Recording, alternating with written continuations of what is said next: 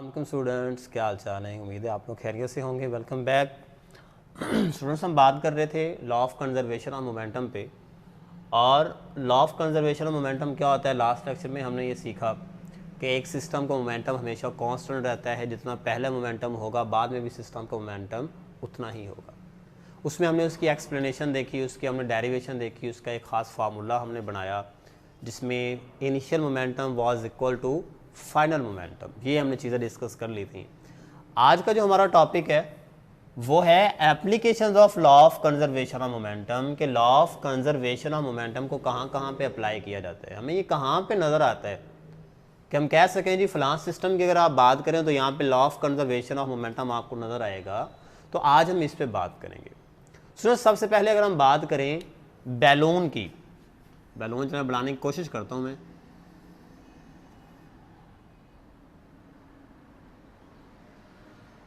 आप बताएं कि बैलून कैसा बना है जी,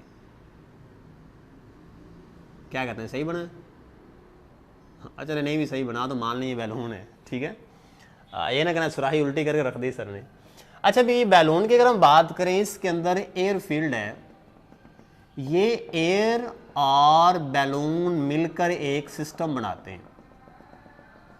क्या बनाते हैं? ये एक सिस्टम बनाते हैं। अब इस पूरे सिस्टम को देखा जाए तो अभी तक बैलून रेस्ट में है, मतलब कि सिस्टम का जो मोमेंटम है, इनिशियल मोमेंटम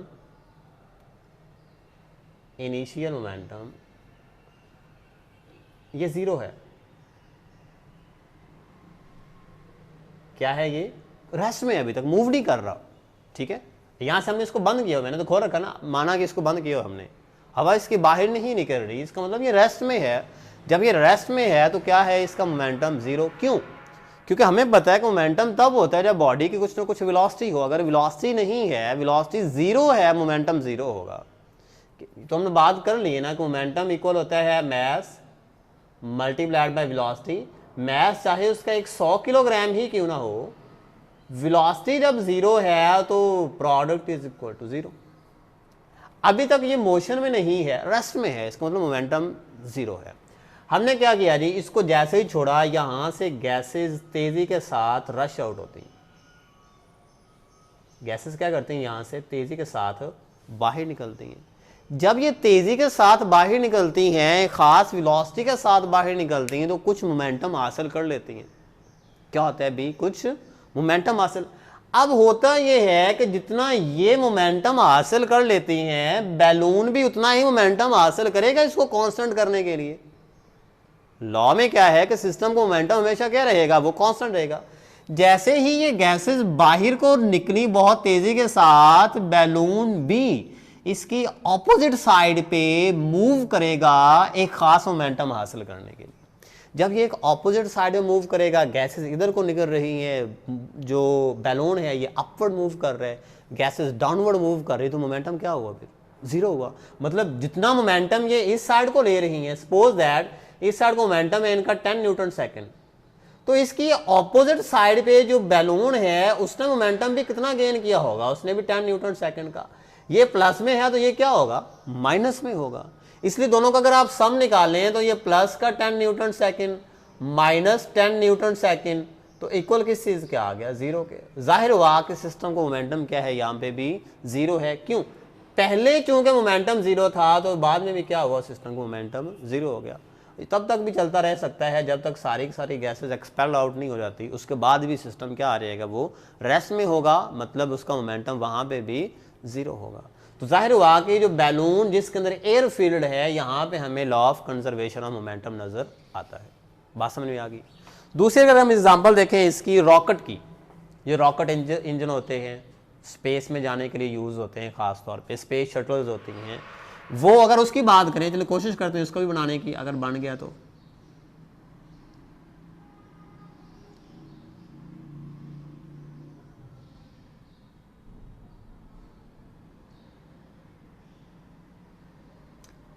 तकरीबन ऐसे ही होते हैं।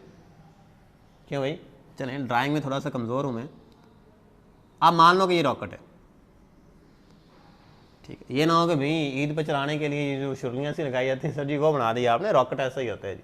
अच्छा, होता स्टूडेंट्स क्या है, यहां से इसके इंजन से बहुत तेजी के साथ गर्म गैसेस बाहर निकलती हैं। एक खास मोमेंटम के साथ क्या होता है, इसकी गैसेस बाहर को निकलती हैं। और according to Newton third law of motion same क्या होगा, जितना मोमेंटम ये हासिल करके डाउनवर्ड मूव करेंगी उतना ही मोमेंटम ये हासिल करेगा रॉकेट।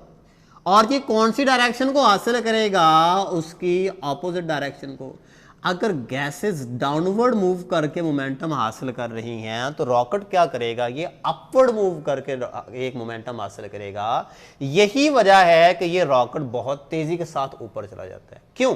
क्योंकि इसमें से मुसलसल जो गैसेस हैं, मुसलसल गैसेस क्या कर रही हैं, तेजी के साथ बाहर निकल रही हैं।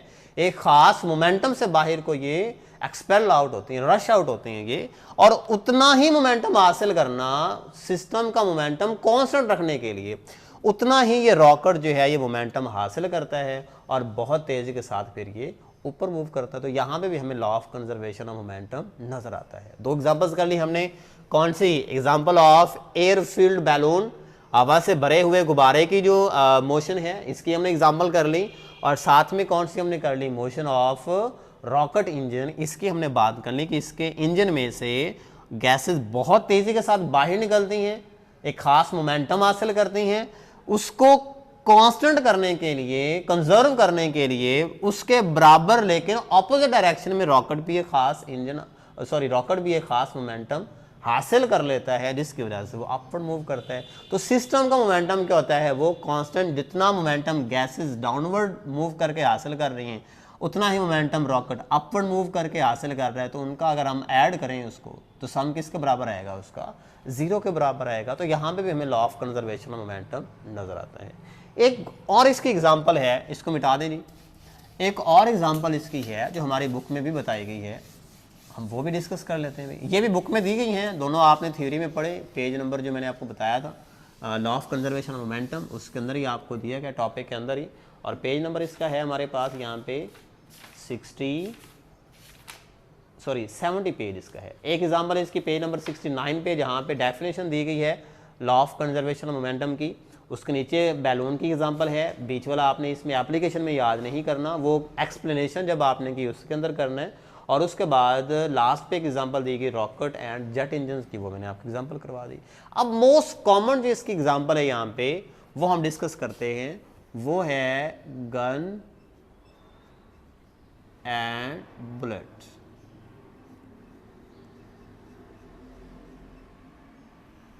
गन एंड बुलेट की एग्जांपल आपने अक्सर देखा होगा, कभी किसी वीडियो में देखा होगा या फिर किसी ने लाइव देखा होगा कि जब गन चलाई जाती है ना तो वो पीछे को झटका खाती है। बाज़ का तो अगर कोई कमज़ोर आदमी हो तो गन के साथ वो गिर भी जाता है, ठीक है। वो गन पीछे को झटका क्यों खाती है, अब इसका आंसर आपने सोच लें, जल्दी से बताएं शाबाश। जब गन से फायर किया जाता है तो पीछे को रिकॉइल, इसको पीछे झटके खाने को कहते हैं रिकॉइल करना। वो रिकॉइल क्यों करती है, चलें जी सोचें जल्दी से शाबाश। ज़हीन स्टूडेंट सामने हैं जी, जल्दी करें शाबाश। वो इसका आंसर ढूंढे जी। Why a gun recoils when it is fired, जब इसको फायर किया जाता है तो ये पीछे को झटका क्यों खाती है। चलें जी जल्दी करने, चल गया पता, आंसर माइंड में आ गया। चले मैं बताता हूँ, आप कंपेयर कीजिएगा आपका आंसर ठीक था कि नहीं। स्टूडेंट्स देखें, अभी तक जब गन से फायर नहीं किया गया था, बुलेट को फायर नहीं किया गया, तब तक दोनों रेस्ट में हैं। इसका मतलब कि दोनों का मोमेंटम जो है वो 0 है। Momentum before the gun is fired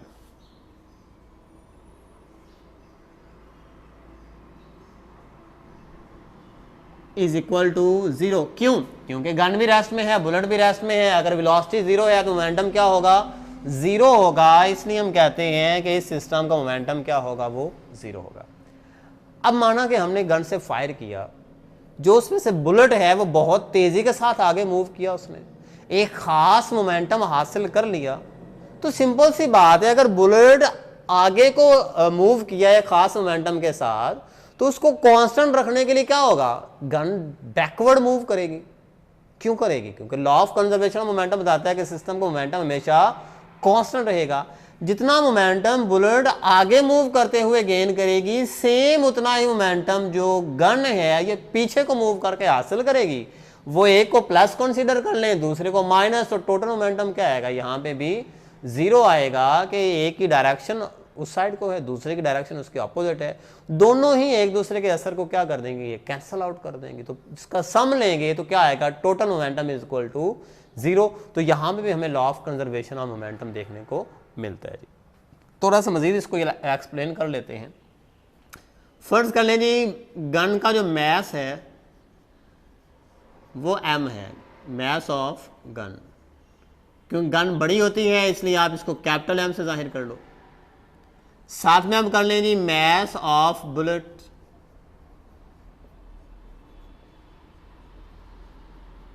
small होती है, इसको आप स्मॉल m से जाहिर कर लो। जिस स्पीड के साथ बुलेट आगे को मूव करती है उस स्पीड को या उस वेलोसिटी को आप स्मॉल v से जाहिर कर लो, और वेलोसिटी ऑफ बुलेट, और जिस वेलोसिटी के साथ गन पीछे को मूव करती है इसको आप कैपिटल V से जाहिर कर लो। अब देखें भाई, पहले तो मोमेंटम क्या था, 0 था, पहले मोमेंटम क्या था, 0। अब जब गन से फायर किया गया है तो बुलेट ने खास वेलोसिटी हासिल कर ली है, तो बुलेट का मोमेंटम होगा। तो यहां से हम कैलकुलेट करते हैं जी, momentum of bullet after the gun is fired किसके बराबर आएगा अभी, बुलेट के मैस और बुलेट की वेलोसिटी के हासिल ज़रब के, मतलब कि mv के इक्वल आ जाएगा। सेम ऐसे ही जो मोमेंटम ऑफ गन होगा वो भी हम निकाल लेते हैं यहां से। After the gun is fired, ये किसके इक्वल आएगा, गन के मैस और गन की वेलोसिटी के हासिल ज़रब के। तो इनको आप मल्टीप्लाई करके लिख लो जी, गन का मोमेंटम आ जाएगा मैस मल्टीप्लाइड बाय वेलोसिटी। अब सेम पिछला आप टॉपिक माइंड में लेके आए, हमने क्या किया था, जब दोनों मोमेंटम फाइंड कर लिए थे तो टोटल मोमेंटम फाइंड किया था। यहां से हम टोटल मोमेंटम फाइंड करते हैं जी।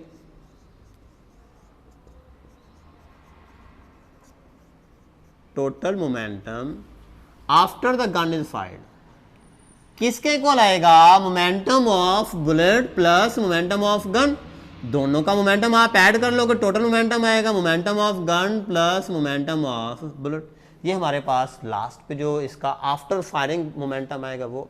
अब फिर पिछले टॉपिक में इसके आगे वाला स्टेप आप देखें, हमने क्या किया था जी, लॉ ऑफ कंजर्वेशन इस पे अप्लाई किया था, जो ये बताता है कि momentum of system before collision is equal to momentum of system after collision. यहां पे भी क्या आएगा, momentum of system before the gun is fired is equal to momentum of system after the gun is fired. कि पहले का momentum क्या होगा वो बाद वाले मोमेंटम के बराबर आएगा। तो यहां पे लिखते हैं जी, according to law of conservation of momentum, momentum के कंजर्वेशन के कानून के मुताबिक क्या ये लॉ कहता है, ये कहते हैं कि जितना मोमेंटम बाद में होगा उतना ही मोमेंटम पहले होगा, यानी कि बाद का मोमेंटम इक्वल किसके बराबर होगा, पहले वाले मोमेंटम के। Initial momentum is equal to final momentum. Initial क्या था हमारे पास, 0 था, इक्वल किसके होगा, फाइनल मोमेंटम के, इसके बराबर आएगा। लॉ ये हमारे पास law of conservation of momentum की फिर से वही इक्वेशन बन गई कि कैसे नहीं, दोनों मोमेंटम क्या होंगे, एक दूसरे के इक्वल होंगे। ये भी एप्लीकेशन हमारे पास इसकी है।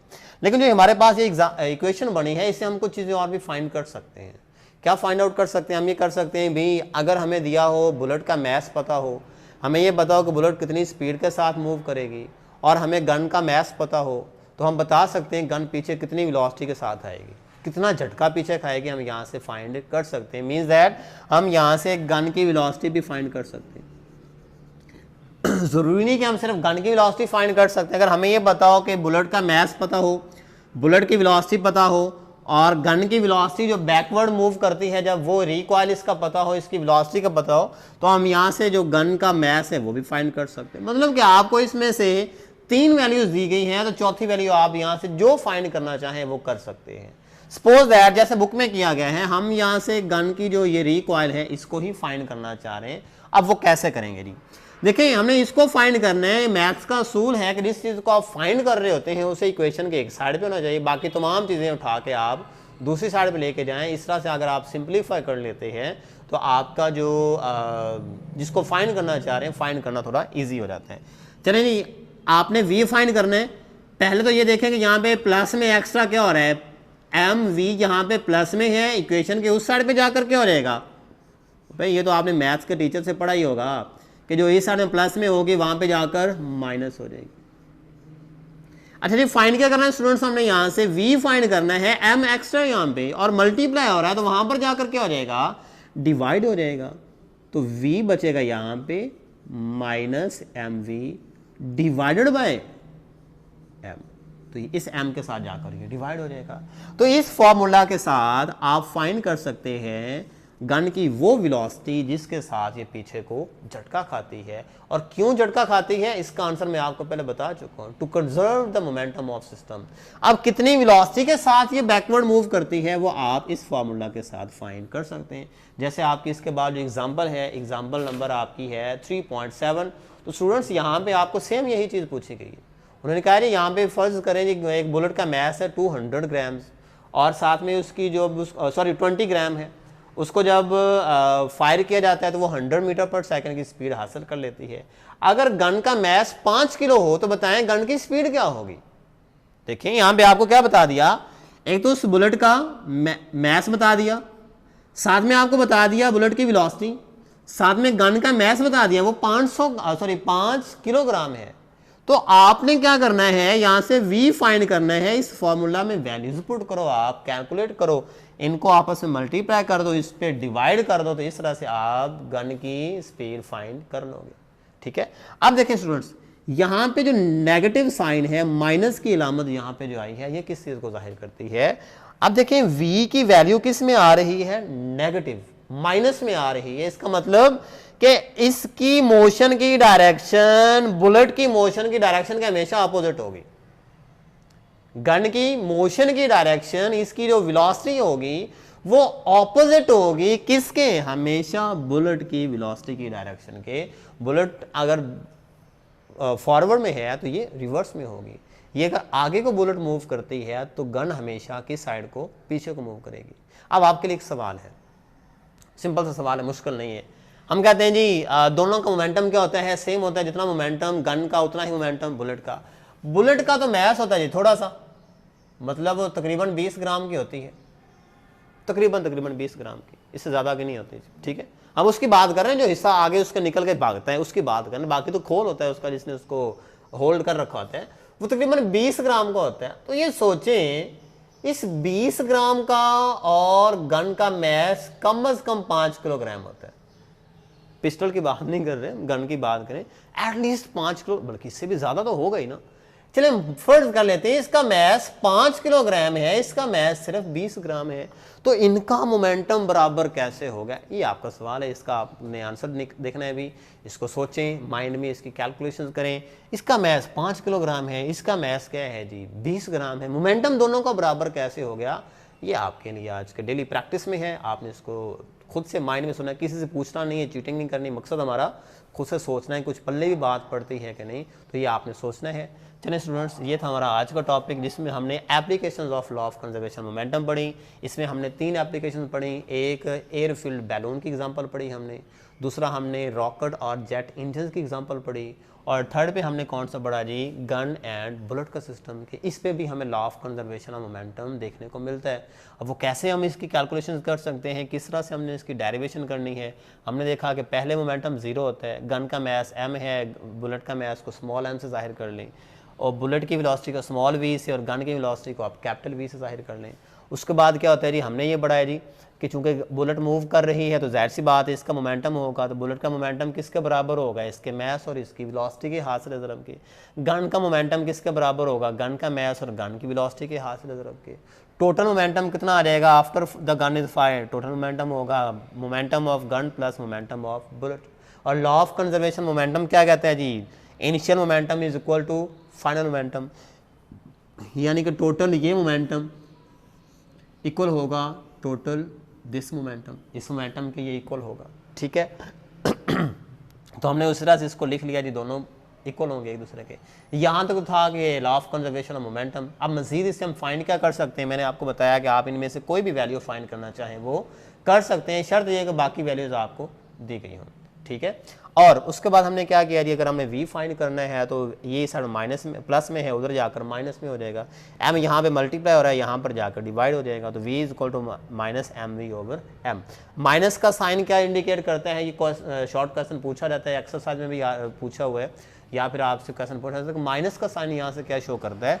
आप बता सकते हैं कि माइनस का साइन शो करता है कि जो गन की वेलोसिटी की डायरेक्शन होगी वो बुलेट के हमेशा अपोजिट होगी, तो ये माइनस का साइन शो करता है। ये हमारा था आज का टॉपिक। मिलते हैं एक नई वीडियो के साथ, तब तक के लिए अपना बहुत सारा ख्याल रखिएगा। अल्लाह हाफिज़।